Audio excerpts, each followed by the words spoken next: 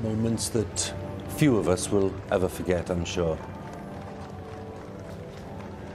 National anthem played as Her late Majesty was taken from Wellington Arch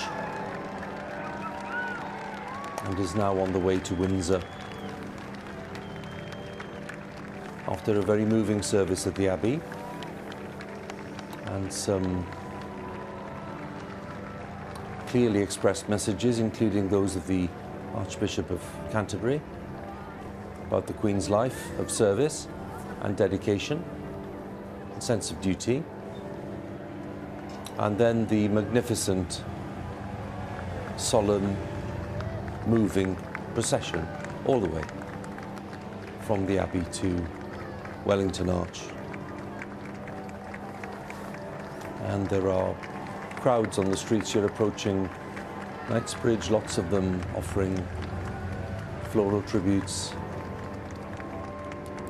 others just maintaining a dignified silence. Come to see their Queen for the last time as she leaves London.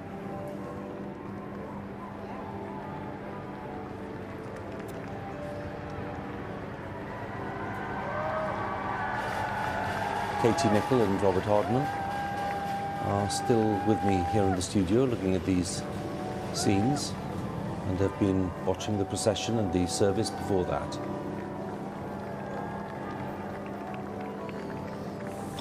Katie, as we see the Queen's final departure from the capital, I suspect that these are the images that will stay with people for many years to come. I don't think anyone that watched that, Hugh, will ever forget it.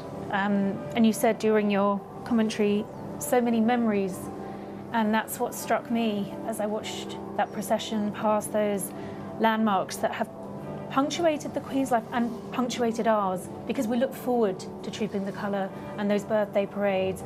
You know, I look at my life and it's been marked by the silver, the diamond, the gold, and all these wonderful jubilees, and I can't help but think back to the Platinum Jubilee celebrations and the last time that the Queen stepped out on that balcony.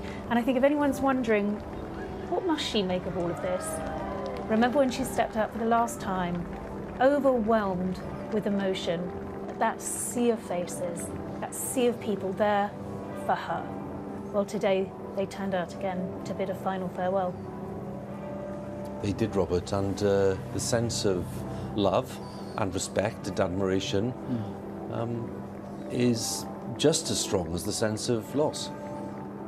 It is, Hugh. I thought it was rather touching. We saw just a few moments ago almost a ghost of a smile on the face of the King as he saw the end of this extraordinary ceremony, because it's been a spectacular and as we said earlier, unprecedented gathering of not just world leaders but of all these armed forces from around the world. This is a ceremony unlike anything, really, as you said earlier, since the funeral of George VI, possibly since the coronation. And it's all gone exactly as the Queen would have wanted. She paid a great deal of attention to all of this, and she would have been so pleased to see it just go the way it's gone. And I think the wonderful contrast between the solemnity and the formalities we had a little earlier, and now just look at the capital coming out. I mean, they are 20, 30, 40, 50 deep in places, the whole of Hyde Park, and now this is the sort of on her way to the other part of all of this, which will be, I think, rather more intimate. Last night it was a glorious rainbow over London when we were preparing for today, and today it's a sunny day in September, and crowds really have come out in their many thousands, and the sunshine has added to the sense of colour and vibrancy. It's been solemn but not gloomy. This is the issue, because, as so many people have said, a life of 96 years is something to be celebrated. Of course, the Queen will be missed, but people understand that there's a lot here that needs to be said about everything that was achieved over that long lifetime. And that's really why I think that people have wanted to come out. It's a mark of thanks as well, not just of admiration. It's saying thank you as well as farewell. It is, Hugh, and I suspect had it been pouring with rain, everyone that's standing out there today would still have done it in all weather. It would be very British. It would be terribly British, but I think the fact that as the coffin left the Abbey and the clouds parted and the sun came down, it was a wonderful moment to see that spectacle bathed in sunshine. And those rainbows that you point out, I think, struck so many people. The double rainbow over Buckingham Palace, the rainbow over Windsor Castle. I think we'll all be looking out for a rainbow later on today. Indeed we will. And as you were saying, Robert, we're in a position where we are reflecting what's gone on today, but of course we're also looking ahead to the final part of this state funeral.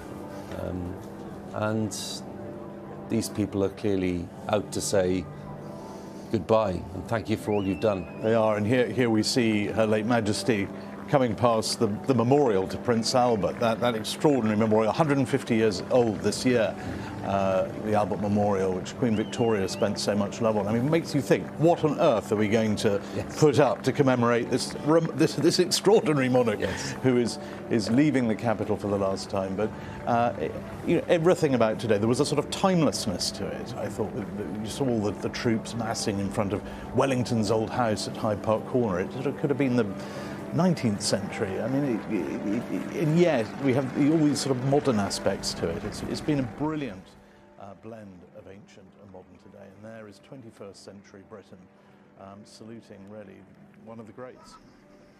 It's a wonderful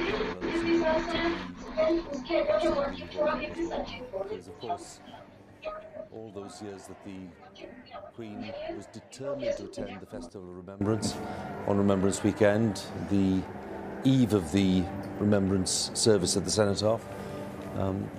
The buzz among 5,000 people in that hall when she arrived at just before 7 o'clock on Saturday evening was remarkable, with people really feeling that the Queen's authority and the Queen's blessing on what was happening was indispensable. It wasn't the same event, and isn't the same event, won't be the same event without her, although of course the King will, and already has impressed lots of people with the way that he's everyone wanted an imprimatur on these events. And wasn't it wonderful the way the procession took in almost all the great memorials, all the way through, not just the Cenotaph and the Women at War, but up to Hyde Park Corner. There's the New Zealand War Memorial, the Australian War Memorial. I mean, every aspect of shared sacrifice, I think, has been recognised today through this exemplary procession. I was really struck as well, Katie, by the way in which the procession, the initial procession, which arrived at the Abbey in silence, a sense of expectation but deep respect. The service itself really did underline lots of the themes that Her Majesty wanted to have underlined. She was, of course, a woman of strong faith.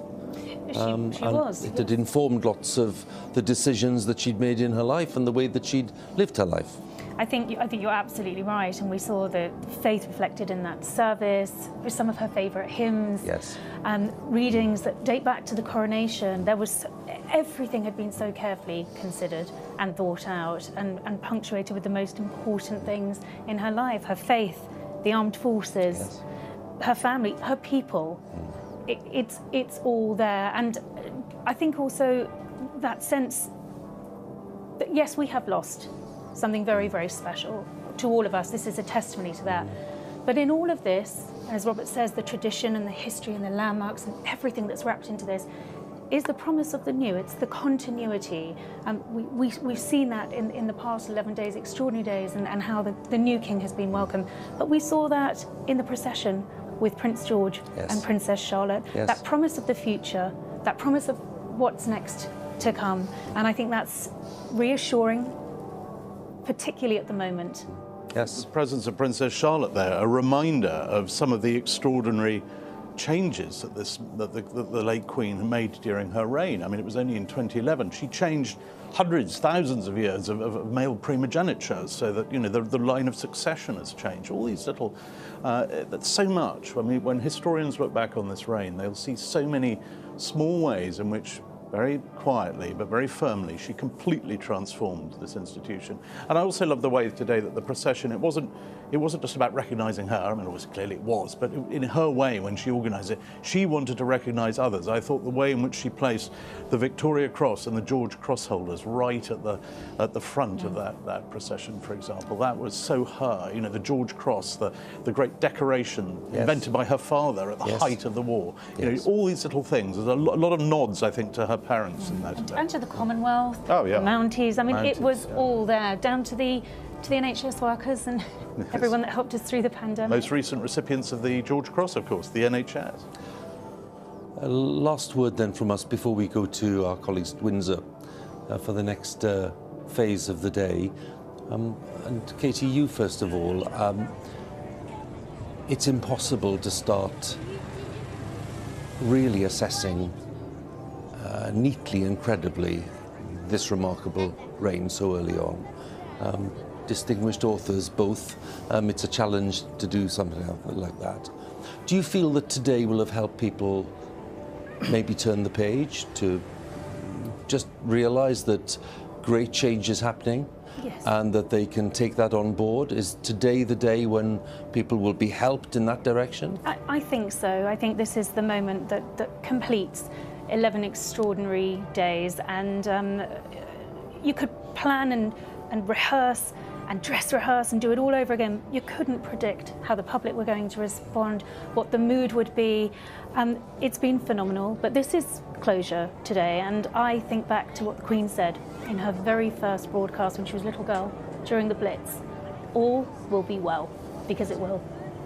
Robert, is today the day when that happens? Because it's been 10 days of people really trying to come to terms with such a momentous change in public life and in personal lives. I think what we've seen today, we have seen the embodiment of greatness from the world leaders gathered to what we're seeing now, an entire nation coming out. This is greatness in our time, and that greatness is really down to this extraordinary monarch, her life shaped by three people in particular: her father, her darling father, her beloved mother, and of course her beloved Philip.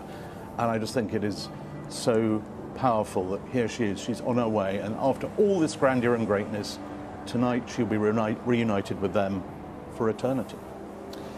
Well, we are looking at the progress of the procession of the State Hearse to Windsor, to the royal town of Windsor, where the final committal will take place a little later this afternoon, and our coverage continues. We will be following the journey, Queen's last journey out of London, to her home at Windsor Castle, and then we'll be following the new procession that will take place at Windsor, and of course the service at St George's Chapel.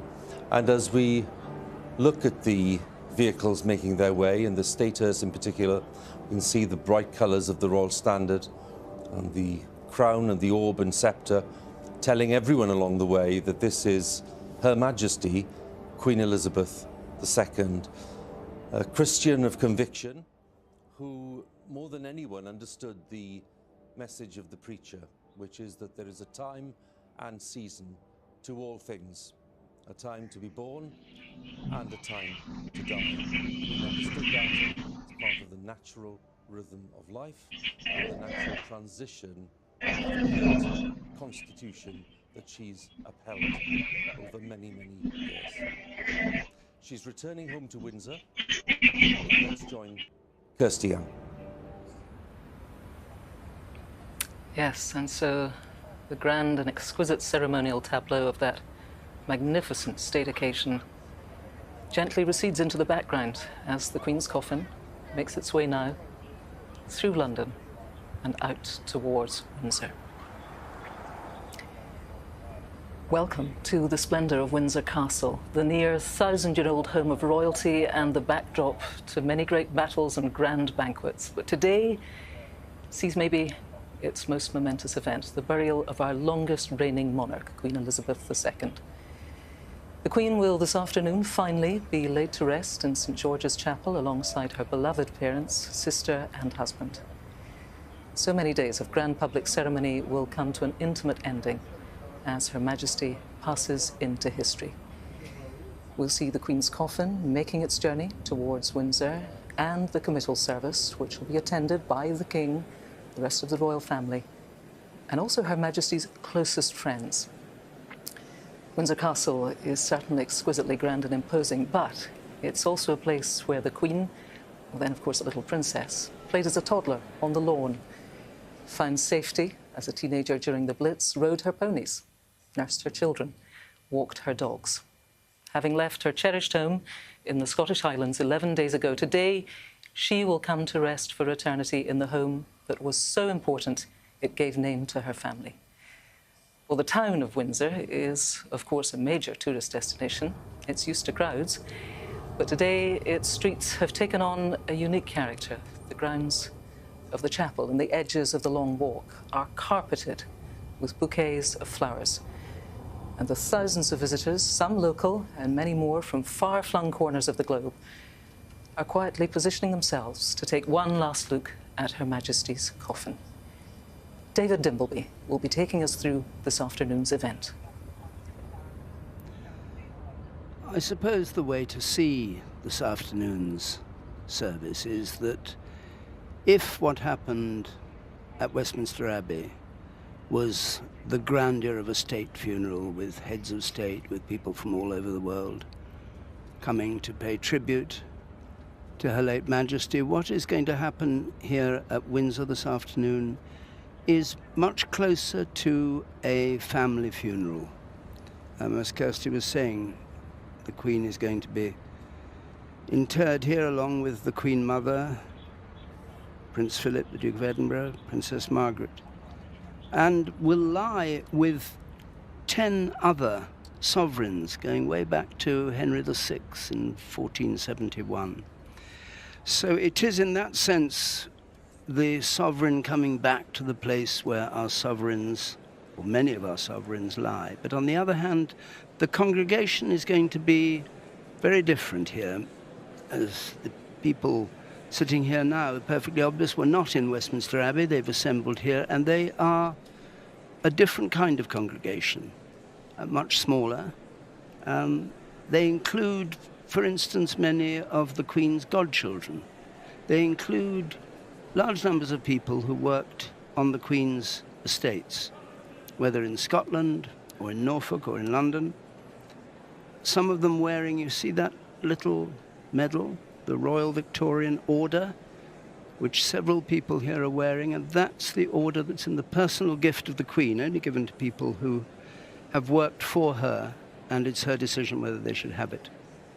So what we'll see here is a quite different service, but with this momentous ending to it, which Hugh was talking about earlier on, the moment when the instruments of monarchy that were presented to her in Westminster Abbey at the coronation are removed from the top of the coffin and returned to those 3 cushions you can just see in the far distance on the altar of St George's Chapel.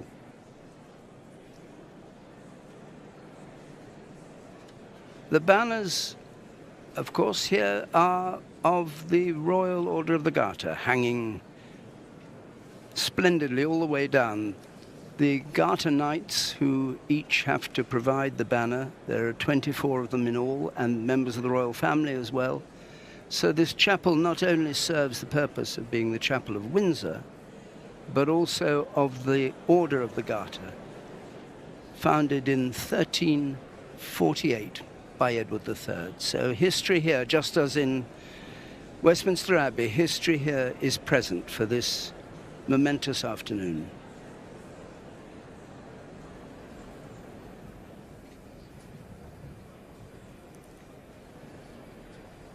Well, I'm joined now in our studio by the very well-known face, the gardener and broadcaster Alan Titchmarsh. Thank you very much for taking the time, Pleasure. especially since this is a personal day for you too, because you knew the Queen, you met her on very many occasions. What are your thoughts today as you've watched, as we've all watched, almost spellbound by some of those images? I've been so moved, Kirsty, by the fact that we've all come together, as she said we would, and we must. And there's been this enormous sense of togetherness created for us by our late Majesty, the Queen.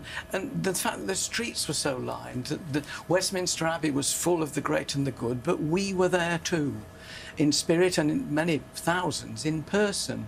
And she has pulled us all together over the years, and I've felt also an enormous sense of continuity. We all thought, oh my goodness me, what will happen when the Queen goes? The Queen has gone, and yet we're still here. She would have wanted us to be. We now have a king who has taken up the reins seamlessly, spoken beautifully right the way through. And I feel safe. I feel as though we have all come together to say we're all right. You know, it will be okay. She gave us 70 years on the throne. We've learned from her. We will not disappoint her. We will carry on. We will be positive, and we will remember her with enormous fondness and respect. I was wondering what you were making of, to me, although of course a state occasion, and indeed there will never be a grander one than that, but I was looking at the wreath on the coffin, so full of colour. I saw rosemaries, hydrangeas, there were dahlias, oak leaves. It seemed to me it was a very, very personal touch, and I just wondered, you, with your gardener's eye, what you made of that. Our history was in that wreath. There were oak leaves there. There are oak trees in Windsor Great Park that were growing here and were mature when William the Conqueror invaded in 1066. Some of them are still there, still alive. And it's Hearts of Oak, isn't it, that famous military song? The oak leaves, rosemary, as you say, for remembrance, English roses. And the Prince of Wales, as you know, as I know, is a great gardener. And it was his wreath there, his message on there to his mother, who was also a keener gardener than most people would realise. I didn't know that. I didn't know she was a gardener. She loved small flowers. Lily of the Valley was her favourite flower. She loved primroses. The sort of humble flowers in a way, rather like Queen Alexandra, who was Edward VII's queen. She liked what she called her poor little flowers, really small little flowers. And it was a great reminder that one of the lasting great legacies from the Queen was the Queen's green canopy. Yes. That carries on. It is of small consolation to me that the first words my sovereign ever spoke to me in 1985 at the Chelsea Flower Show, when I did a cottage garden, she said to me, first time she'd ever spoken, I'd ever met her, she said, your onions are very small. And she must have seen I was crestful. She went on to say, I like them small. When they're large, they taste of nothing at all. She's quite right. Bracingly frank then. What about what she gave you your MBE when you got your MBE? She did. And people always say, well, you know, I don't really talk about what she said. Well, maybe now, maybe today is the day to talk about what she said. Well, what was the conversation? Well, I'd had the great joy. It was 2000. It was the millennium, New Year honours, and I'd been given the MBE. And in that January, when I knew I'd got it, I was asked to go to Sandringham to talk to the Sandringham WI. Only about 25 members, and the Queen in the front row. And I remember standing up to address this AGM. The Queen was right in front of me, and I said, oh, man, we're awfully close, aren't we? And so she took hold of the table, the trestle table, and she said, yes, you pull, I'll push. And we moved the table. And then I had a lovely time. You know, when you can make the Queen laugh, when you could make the Queen laugh, and she threw her head back, it was genuine laughter, and the smile that we all know. And then when I came to my investiture in June, I thought, well, I wonder if she'll say anything about it. And I went up and I did my bow, and she said, are you busy? And I thought, I was a bit disappointed, you know, it was a bit general, but I thought, no, she sees a lot of people, she can't remember everything. And I told her what I was doing, television and writing.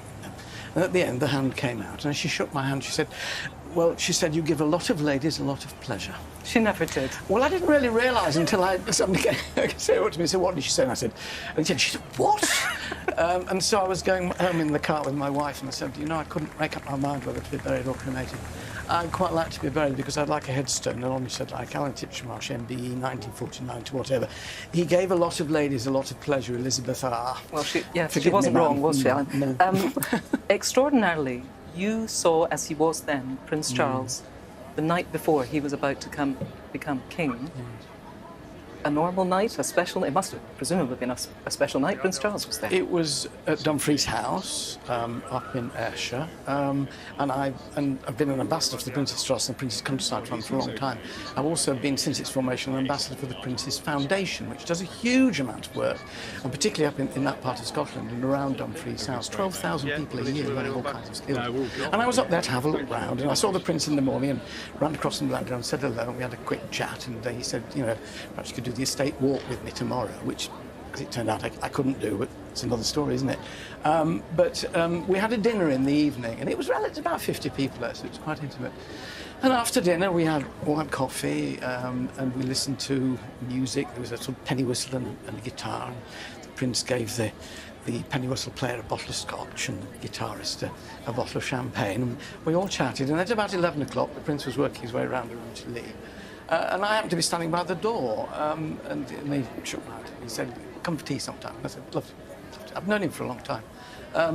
And off he went to bed, and off I went to bed, and I got an early flight in the morning. When I got home, I realised that I'd said goodnight to the King on his last night as Prince of Wales. He had no inkling that night before that anything was untoward.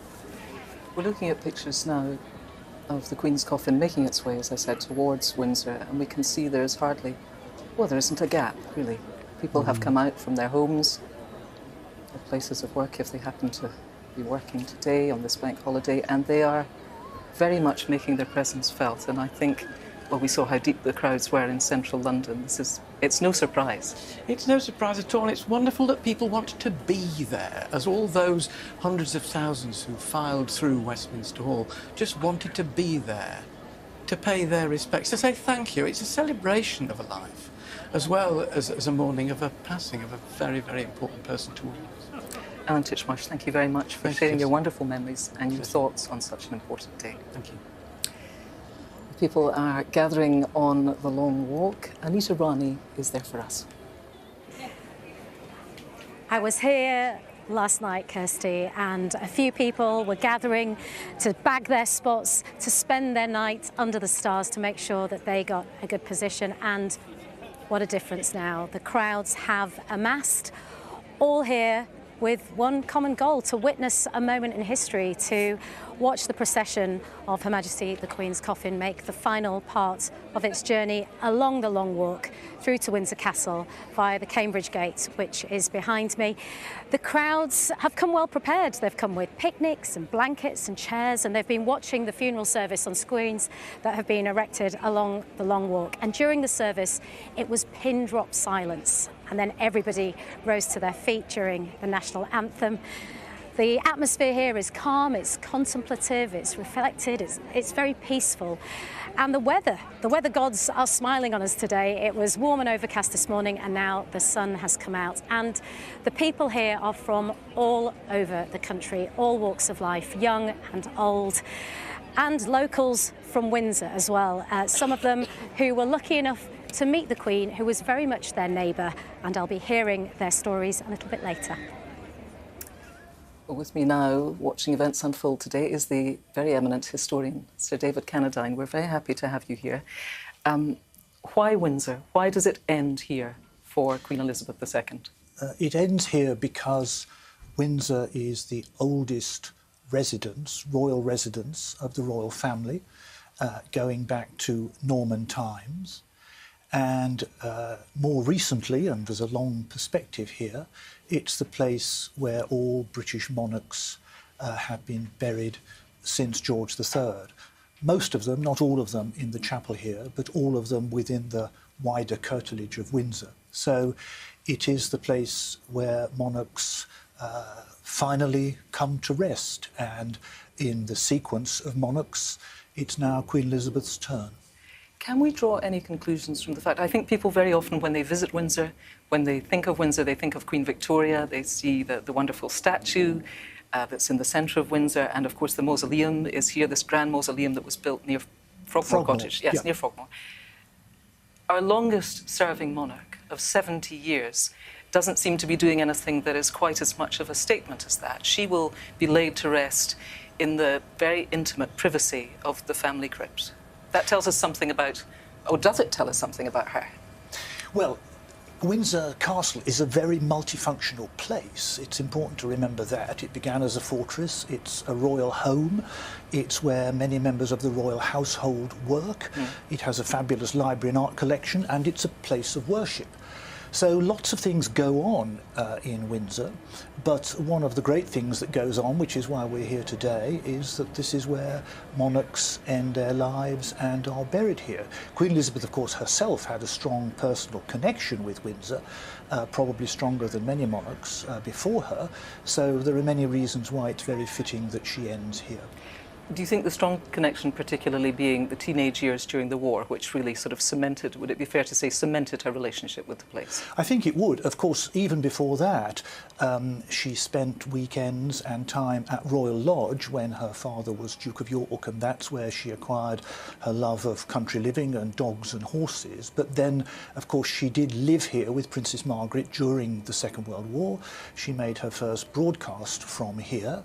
And I think that was a very influential phase in her life. When she became monarch, she spent weekends here during the time that she was at Buckingham Palace during the week, and a variety of events are built around Windsor, the Garter ceremony, for example, Ascot Week. And of course, a great deal of royal pageantry goes on here, state occasions when she welcomed people like President Obama or Donald Trump or Joe Biden. So she was very closely associated with here during her very long reign. Can we think then about today as the moment when the Queen slips from being the person who was our monarch into history, as it were? You know, she is somebody who people will now be reading about. That's a very significant moment, of course, for her family and friends, but in a way it's a shared moment for all of us. Yes, I think that's right, and in a way it's a moment that will actually linger. It is true that she is passing from being our queen, and most of us never knew the time when there was any other monarch.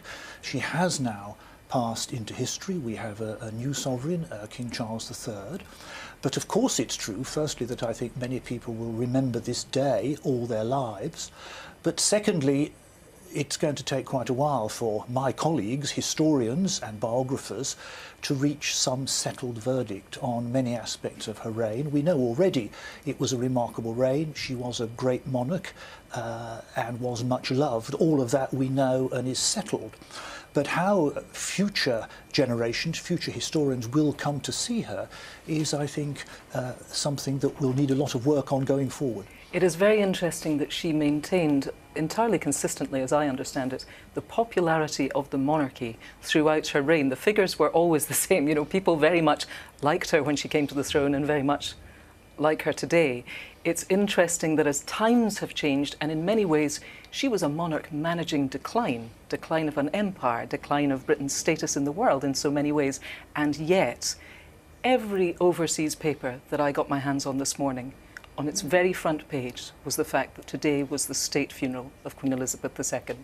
It's interesting that there's a sort of tension between those two things, do you think? Yes, I think that's right. It's clear that in many ways she presided over a period of de-imperialisation, for want of a better word. It's a good word. And de-Victorianisation, if you'd like that one as well. And part of her skill at managing that was that she never let on that that was what she was doing. Yes. And I think that was crucially important. Yet at the same time as those things were happening, she helped the monarchy adapt. Some thought too slowly, some thought too quickly. I think on the whole she called it right.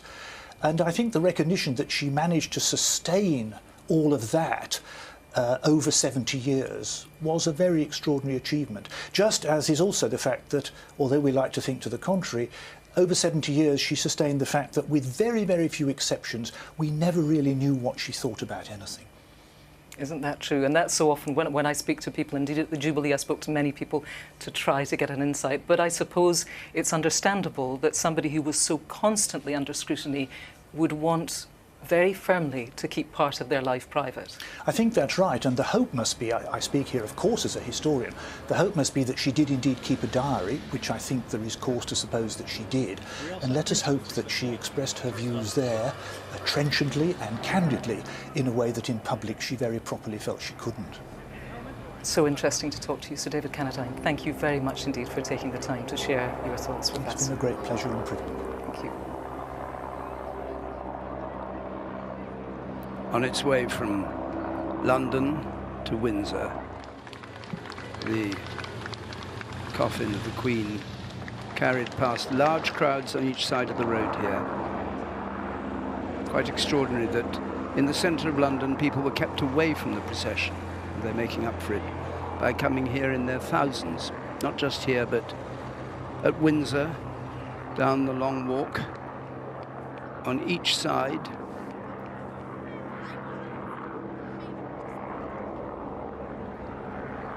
This is the road that runs right the way down from the castle to a statue in the far distance. You can just see on the skyline of George III. And Queen Anne had it paved for a carriage. Each side, it looks as though those are flower beds. They're not flower beds. They're flowers that have been laid by the gardeners of Windsor, that have been brought here by thousands of people over the last few days. They've been coming up the hill to the castle, each carrying just a small bouquet, obeying orders, not having it wrapped in cellophane or anything like that, and placing them here, and then the gardeners putting them into a pattern so they look like a planted garden, with sunflowers particularly strong for this time of year. The gates at the bottom are the Cambridge Gate, and this part is private, and this is where the coffin will be brought up towards the castle itself. And when it reaches the top, the Queen, the King and other members of the royal family will join the coffin of the Queen and accompany it from the top of the castle, from the round tower, where the Royal Standard's now flying, not at half-mast. The Royal Standard never flies at half-mast. It's being hoisted to the top of the flagpole to show that King Charles has just arrived. It was half-mast when it was the Union flag before, but it stays there while the King is present. And so they will walk down through to what's called the lower ward, to St George's Chapel itself, where the service will take place. And as they come up that long walk, you'll hear a minute gun firing, just as it was in London. The Royal Horse Artillery firing a gun every minute, and 5 seconds after the gun fires, 2 bells ring. One from the chapel itself, just below the chapel, and the other a famous bell called the Sebastopol bell, is captured in the Crimean War and only rings for moments like this. It last rang in 2002 for the death of the Queen Mother, and it rang again this week for the death of Her Majesty the Queen. So the route liners are in place. We're waiting now for the arrival of the coffin, and there will be a long procession past those thousands we saw on the Long Walk.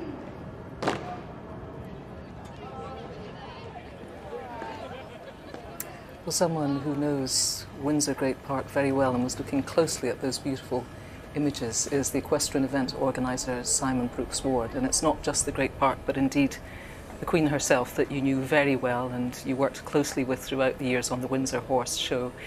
You are going to the service today. You are that good a friend, and therefore we're very grateful that you've taken the time on what I'm sure is a very difficult day for you. What are your thoughts? Well, it's interesting. I mean, I've given 1 or 2 interviews over the last week or so, and you know, every time I come away, I can't believe I'm talking in the past tense about the Queen. Even now, I have trouble thinking that the Queen has finally gone, and I hope that this afternoon there'll be time for reflection and a little bit of closure and also understanding it and grieving as well. Over the past days, of course, what we hear so often is she was a country woman at heart, and we try to in a way get to the bottom of that, and one of the ways to unpack it, of course, is her relationship with horses, the equestrian fraternity. It all began with a little pony called, was it Peggy? Peggy, yeah. Tell me a bit about Peggy. Well, Peggy is a little Shetland pony, and as we know, they can be either great or they can be really curmudgeonly, and I think Peggy was okay actually, but she had a really big instructor called Sybil Smith, who was one of these sort of redoubtable women who got the Queen riding and interested in ponies from the very beginning. And that connection, you know, with an animal like a horse or a pony, it doesn't matter whether you're a queen or a pauper or whatever. It's the connection. They don't know it, and the Queen had a wonderful connection with horses. And I wonder maybe, Simon, that was really at the root of it, because horses and dogs, she loved horses and dogs, and of course they just met her on the same terms as they met any human being. You know, they weren't looking at the crown, they weren't looking at the orb and the sceptre. She was just another human being, and I wonder maybe if therein lay part of the attraction for her. Absolutely, it was simple pleasures, and you know, when you're getting away from matters of state and you're dealing with your dogs or your horses or the surroundings that you're in, it was tremendously relaxing for the Queen, and that's what we saw at the Royal Windsor Horse Show. Absolutely, the total relaxation for the Queen to come down and see her horses and ponies, which she did for 79 years. 79 years? Yeah. She never missed one? Never missed one, and was there most days. And recently, State Opening in Parliament happened on the Wednesday. Well, I don't know how the Queen did it, but the Queen took off the crown, the robes of state and everything else, and was here by lunchtime to see her ponies in the ring. It was amazing. And she was a very accomplished horsewoman herself. Yeah. Is it true, and I've read this and I've never been able to check it out with anybody else, I guess you're the person to ask, was she still riding her fell ponies into her early 90s? Oh yes. That's true? Yes, it's true. And the Queen was a fantastic horsewoman and person, and I always say that nobody knows or knew as much about a horse or a pony than the Queen. She had an incredible encyclopedic memory about horses and what breeding lines and bloodlines and everything else. So she loved them. Did they love her? Was the feeling mutual? Oh yeah.